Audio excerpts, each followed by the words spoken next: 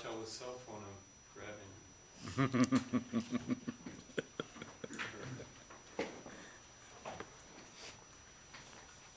So now we're going to move over to the prepared speeches that we've had for tonight.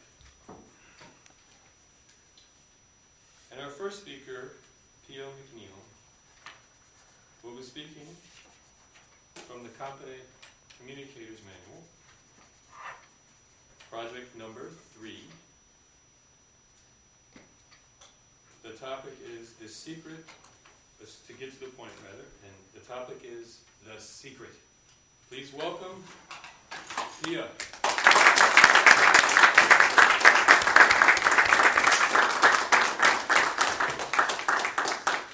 Toastmaster, fellow Toastmasters, honored guests, if any. Did you know that 1% of the population earn 96% of the money earned in the world? And that's not an accident. They know something that we don't know. They know the secret. And the secret,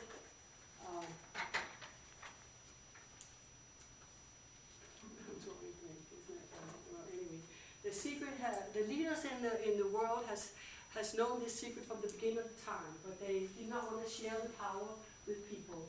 So most people just lived their life every day. They went to work, they slept, they wake up in the morning, they come back, they go to work, and their life is like a treadmill without any power. Now I know what it was. I have my paper. Okay, I'm sorry. We all live by the natural laws. And the natural laws have made us capable to build spaceships that can land on the moon with the precision of 1 second. So the natural law of the secret is the law of attraction. It is what you think. The virtue of the images that you have in your mind is what is shaping your future. The secret is what you think. See, the law of attraction says that likes attracts likes. And thought is magnetic and have a frequency. So when we think, we send out thoughts, and we magnetically attract like thoughts on the same frequency back to the source, which is us. Everything we attract into our lives, we are doing it by the way we are thinking. Our whole life experience is summoned by our thoughts. Actually, what we are thinking right now is shaping our future. Have you ever woken up in the morning and stumbled out of bed and stubbed your toe? Knocked over something and you said to yourself, this is going to be one of those days. See, we are like human radio towers. We send out a frequency. And you know, it doesn't have to be like that. We can change that frequency. The law of attraction is the law of nature like gravity. See, pigs can't fly. Nothing can come into your life unless you summon it by your thoughts. We think about 60,000 thoughts a day. So how could we possibly monitor these thoughts? How can we keep track of every single thought that pops into our heads? Well, there is one way. Our emotions, how we feel. How are you feeling right now? If you're feeling good, you must be on the right frequency. If you're feeling bad, you better change that frequency. So it's by our emotions that we can monitor what kind of thoughts we're thinking. The way we can, it's called the secret shifters. The way we can change the frequency that we are on is by, we can listen to some inspirational music that lifts our spirit. You can think of something beautiful and wonderful, or we can, nature is a great way to use, to change your frequency, or we can just sit back, close our eyes, and smile for a minute. It is scientifically proved that you cannot think negative thoughts if you are smiling. The highest frequency we can emit is love. The greater the love, the more power you will harness. How to use the secret. There is 3 creative steps that we can use. Have you ever heard the story about Aladdin? He found a lamp and he rubbed it and out popped the genie. And the first thing the genie always said was, "Your wish is my command." Well, if you trace the story back, we have more than 3 wishes. The law of attraction is like that. It gives us limitless options. And how we can do it is with 3 creative ways. We can ask, we can receive, believe. When you ask, now if you have to ask God and the universe for something, you have to formulate it in your mind. So as you are formulating your thoughts about what it is you really want, now you're already asking. Believing takes 3 things. It takes acting, speaking and thinking. As you act and speak and think as if you believe you have already received what you wish for, the whole universe will now move events, people and circumstance for you to receive. And as now you have to receive, how would you feel if you got all your wishes granted? I know you will feel good. So start feeling good. As you are feeling good,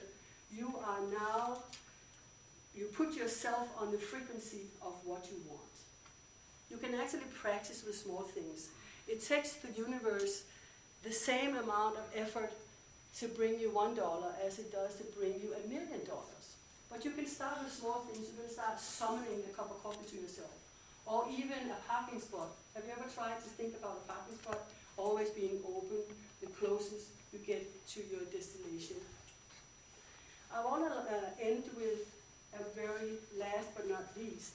Gratitude and thanksgiving is very important. The first thing you do in the morning is to be grateful and give thanks for what you already have. That set yourself on a frequency that will now shape your day and your future. Remember, what you are thinking right now will create your future. And I like to finish with a quote from Mother Teresa. And she said, "If you are planning an anti-war rally, do not invite me.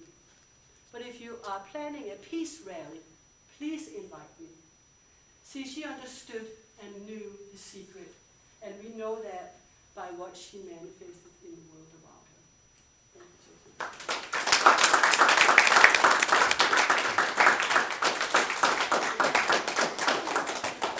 Thank you, Pia. See, like you were blank. Oh, I'll forgive you. JC, can we get a minute on the clock? Please make your comments and evaluation sheet, please. And pass it to Pia. Yes. There's a red box in the back for them, and then you just pass it forward. Put them in and that. Okay, you mean just like kind of pass it Yeah. around?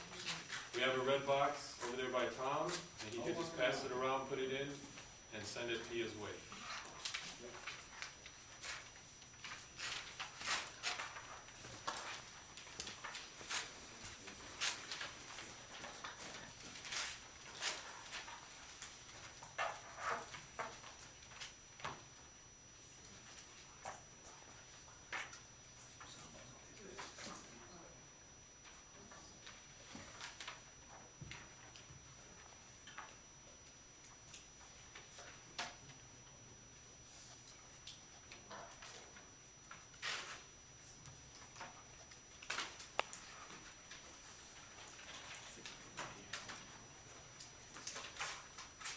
Let's finish up with our comments and move on to the next prepared speech of the evening.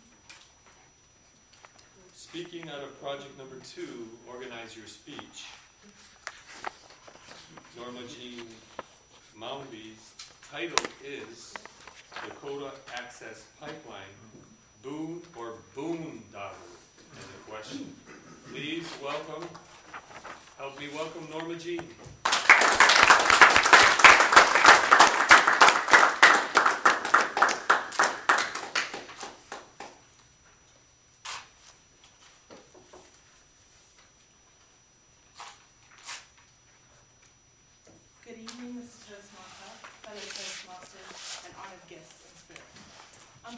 March, I had the honor of representing my school, Embry-Riddle Aeronautical University, at the Templeton Business Ethics Competition held at Stetson University.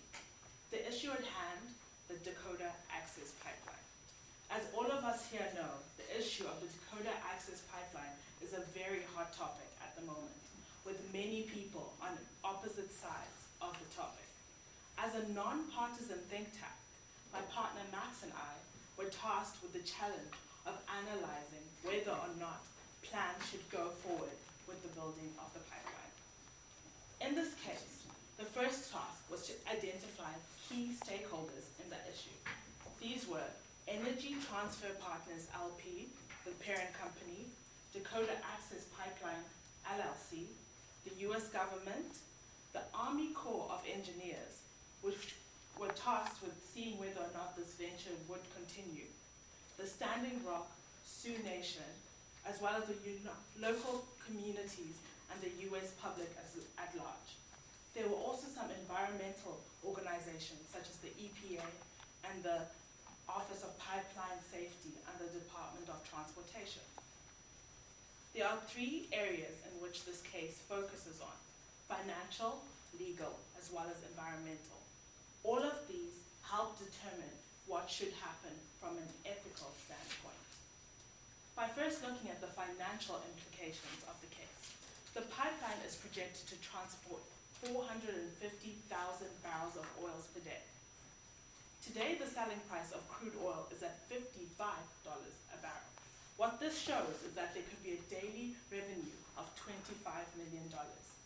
This is why, to no one's surprise, manifold banking corporations have stepped up and are willing to fund this venture. Some of these banks include Wells Fargo, Bank of America, as well as some international banks such as HSBC and BNP Paribas. Not only do the oil companies stand to benefit, but the government, both federal and state, stand to benefit as well. This is because the pipeline is estimated to generate both sales and income taxes of $156 million. Lastly, by taking a quick analysis of economics and looking at the factors that are impacted, taxes lead to government spending. Jobs created lead to disposable income, and potential oil exploitation possibilities show that the pipeline will positively affect the GDP at a both micro and macro level. Moving on to the legal implications of this case. The legalities stem all the way back to 1851, when the Sioux Treaty was signed. This treaty was set in place to ensure good relations between the US and the Native Americans. However, after discovering that the Black Hills contain gold, this land was also taken away from them. Moving on to 1980, the Supreme Court found the US guilty of illegally obtaining the Black Hills, but the law demanded that there should be a settlement paid, not the returning of the land. A settlement of $106 million, which today is worth $1.2 billion, was set forth because the Sioux Nation never took it. This disgruntlement has increased over the decades, where any additional mention of intrusion is met with strong resistance. In the memorandum signed by Jo Ellen Darcy, Assistant Secretary of the Army Corps of Engineers Civil Works, she aims to reassure the people of the Sioux Nation that safety measures will be put in place to ensure their safety as well as minimize further intrusion. Lastly, looking at the environmental implications. In the case we were given, scientists expressed the concern on over-reliance of fossil fuels and its effect on carbon pollution. What the scientists failed to see was the fact that by building the pipeline, many of the oil transportation vehicles such as trains and trucks would now be off the road, meaning there would be less carbon emissions due to the removal of these vehicles.